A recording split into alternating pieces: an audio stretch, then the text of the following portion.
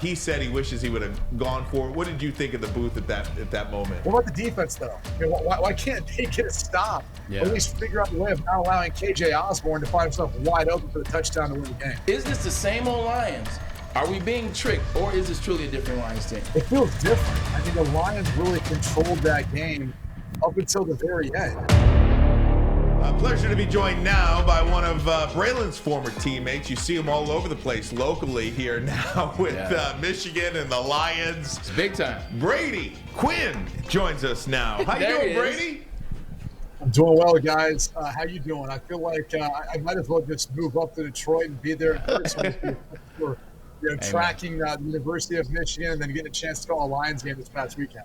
No doubt. I have room at the house there for you, so just let me know. No, I'm just telling you, we're coming back for the Penn State game. I may be crashing at your place. Hey, man, you're more than welcome to. My mom would love to see you. She tells me to tell you hello. And also, I know I've been badgering you, but I appreciate you coming on, buddy. I've been tracking Brady down, man, like the ops, man. I love it. Hey, Brady, let me start with the Lions, though. You had that call. Tremendous job, by the way. Do you like doing that? Do you like doing the game analyst as opposed to, not that you got to pick one over the other, but being in the booth as opposed to being on the desk? Yeah, I love it. I mean, it's fun doing both. I think the thing for me that's awesome about calling games is you really get to know these teams in an intimate manner. You know, you spend time with the coaching staff and the players. You're spending time watching them on tape to get a sense for what their identity is and who they are. And that, to me, is kind of more along my style of what I like doing. So it's a great journey. It's a lot of fun being able to sit and talk about football for 3.5 hours and then do it for a living. While watching a game. So very blessed. I'm very privileged to have a chance to do so. But what a game, by the way. I mean, my goodness. I kept walking back through that scenario going, the Lions are up 14, they give up that lead. They're up 10, they give up that lead, and Kirk Cousins and the Vikings find a way of coming back and winning the game in the end. What'd you make of the end of that game? Dan Campbell's been getting hammered around here for attempting that field goal. Because even if he makes it, I mean, a touchdown still beats you. And the timeout prior to that. Yeah, there was a timeout on the other side of the ball when the Lions were on defense. He said he wishes he would have gone for it. What did you think of the booth at that moment? Well, it's easy in hindsight to say that, right? I mean, there's a term in poker called resulting. And what that is using the actual result to then determine whether or not you made the right decision. A lot of people do that. It's actually the biggest mistake you can make. I had no problem with them kicking the field goal at that point in time because I think it was going to make it a lot harder road for Kirk Cousins and the Vikings to go down the field. Now, that's assuming you make it. But at that point in time, let's say you go for it and you don't get it. And I believe it wasn't 4th and 1 or 4th and 2. It's closer to like 4th and 5, something along those lines. 4th and 4, yeah. 4th and 4. So different circumstance there. And even though they went early in the game for some of those 4th and 1s, 4th and 2s, a little shorter distances, a couple things were at play there. Cyber missed a field goal early. That might have been a little bit kind of just the flow of the game and how he was feeling about things, but also much easier to make those 4th downs. We talk about 4th and 1, 4th and 2. At that point, if he didn't make the 4th down conversion, then now everyone's blaming and saying, you just gave the Minnesota Vikings basically 20, 30 yards to go get in field goal range to go tie it up. So I think when you lose a game like that and the way they lost it, everyone's going to nitpick. Everyone's going to say everything about the decision on that particular 4th down. What about the defense, though? I mean, why can't they get a stop? Yeah. Or at least figure out a way of not allowing KJ Osborne to find himself wide open for the touchdown to win the game.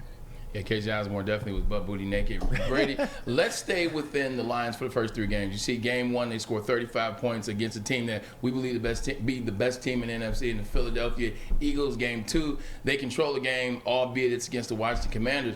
This is the first time they've controlled a game for 4 quarters. Then you get to game 3 on the road in Minnesota, a team that many people are going to believe to win the NFC North. But they're 1-2. They give up 27 points in the second half against the Commanders. You give up those 14 points in the 4th quarter against the Vikings. Is this the same old Lions? Are we being tricked, or is this truly a different Lions team? It feels different to me. It really does. And I know the result of the game, Lions fans were like, nah, it's still the same thing. But it feels different. I mean, the Lions really controlled that game up until the very end. I think what you're seeing are 2 things still playing out. It's still a really young roster. At the end of the day, there's going to be some mistakes made as they're trying to sort some stuff out from a personnel standpoint, and even how they want to go about executing. So I think the youth of this roster plays a little bit of a role in not being able to close out some of these tight games in the end. And another thing I just say is, I mean, look, I don't know, and you kind of hear this when you talk to other teams about their opponent. Every single coach I talked to in Minnesota said, man, I wish our guys played for us the way those guys played for Dan Campbell. I mean, that was the constant theme, whether it was Kevin O'Connell or Chris Cooper, their offensive line coach, or anyone else you want to point to on that staff. They all said the same thing. So clearly, everyone else around the league is recognizing this. This isn't some doormat. This isn't like a pushover team anymore.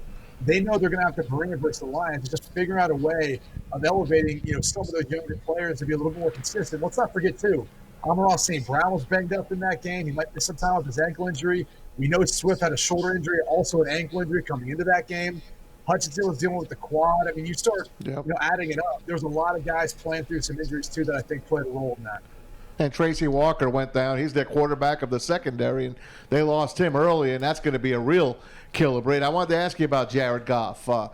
He's a different guy. He came here last year from the Rams, obviously from the penthouse to the outhouse. But this year, he looks like he's settled in. Hard knocks on the Lions really shed some light on him. He looks like he is not going to be a problem. He is going to be an answer for this team. I just want your opinion on Jared Goff. Yeah, I think if you go back to last season and look at the point in time when Dan Campbell took over the play calling duties and then elevated Ben Johnson, the passing game coordinator, look at how well Goff has played since that point in time. Whatever stat you want to throw out there, you're going to see he's been largely improved. And that was one of the things that talking to Ben Johnson and talking with Jared Goff before this game they spoke of, is developing that chemistry and that relationship as a play caller, as a quarterback, and being on the same page, just understanding what Ben is trying to do offensively. And he's one of the younger, brighter offensive minds you'll find out there, and scripting some things up out there in the field, but also playing to the strengths of what Jared feels comfortable doing. I mean, play action pass, when Jared Goff gets in a rhythm, he's as good as anyone in the NFL. I think you saw that throughout the course of the game, too, against the Minnesota Vikings. So, to me, it's not so much even about Jared Goff and what he can do within this offense. I think it's more about it. They continue to give talent out around him. I think you're going to see what he's capable of. And I'll just leave you with this. Go look at Matt Stafford's stats at the end of the regular season last year, about that time when Ben Johnson took over as pass game coordinator. And then in through this year, the regular season, between Goff and Stafford, who's played better statistically. You might be surprised by what you find. Talking to Brady Quinn on Twitter at Brady_Quinn, NFL analyst on Fox College football analyst.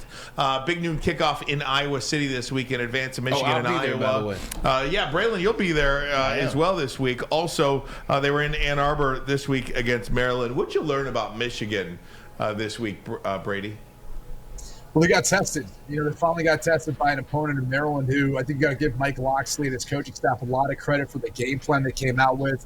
I think they tested Michigan's physicality, trying to run the football.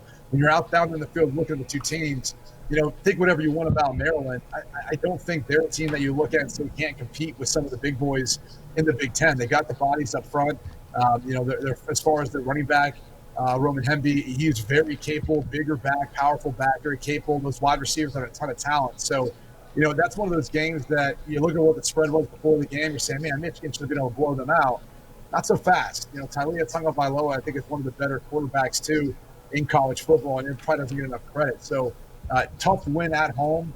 It's going to bode well for them now as they go on the road against an Iowa team that, they might have a tough time scoring, but people have a tough time scoring against them, too, with that Iowa defense. And you always got to be careful of that 1 or 2 games a year where Iowa pulls out a rabbit out of a hat.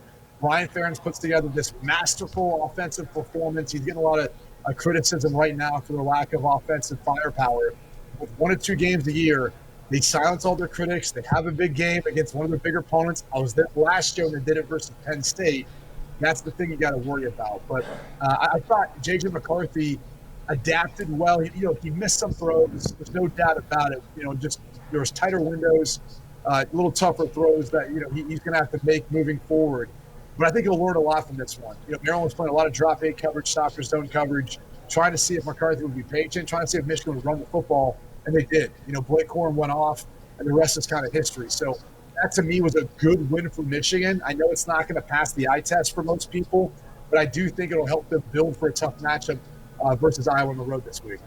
Yeah, you're absolutely right. It's definitely a tough place to play in Iowa. They actually lead the Big Ten right now with 12 sacks I want to see on the season. I have a question about the offense, though. How much of this offense is them learning the new system with Sharon Moore as well as Weiss and learning getting out of Gaddis' offense? Because it took Gaddis about 3 years to really get that offense going. Last year, it really got rolling, and obviously he's gone. Now, how much of it is that, or how much of it is implementing JJ into this offense?